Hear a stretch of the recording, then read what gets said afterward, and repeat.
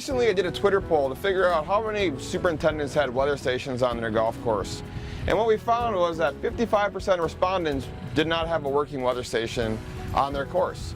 And as we reduce our budgets, it's easy to think, a weather station is too expensive, it's not essential. But I'd argue actually it's more essential, because now we're trying to make decisions on how we should put down products, how we should manage that grass based on the weather conditions that we have. And so, we don't need to go and get the very, very expensive high-end weather station to get accurate weather data.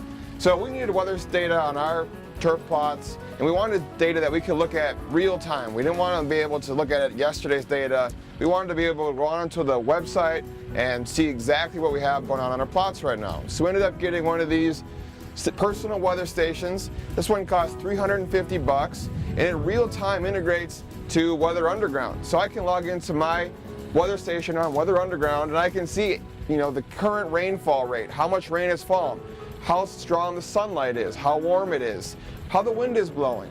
In theory, you could put a bunch of these cheap ones that are $350, $400 around your golf course and capture the entire facility, the spots that are under trees, that are wide open, that are low, that are by a pond, and get a real good sense of what's going on with the humidity and the weather conditions across your different turf areas. Ultimately, I think putting a personal weather station, or even a couple of them on your golf course, can be a great way to actually save you money, because we have some information about the conditions that are causing our grass to grow, and conditions that may be favorable for disease and things like that.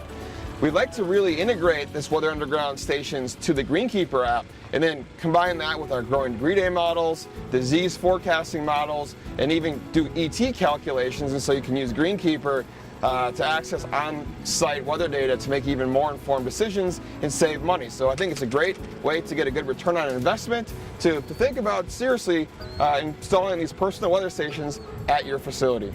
So if you're thinking about purchasing one of these really cheap Weather Underground personal weather stations, what are some things to think about?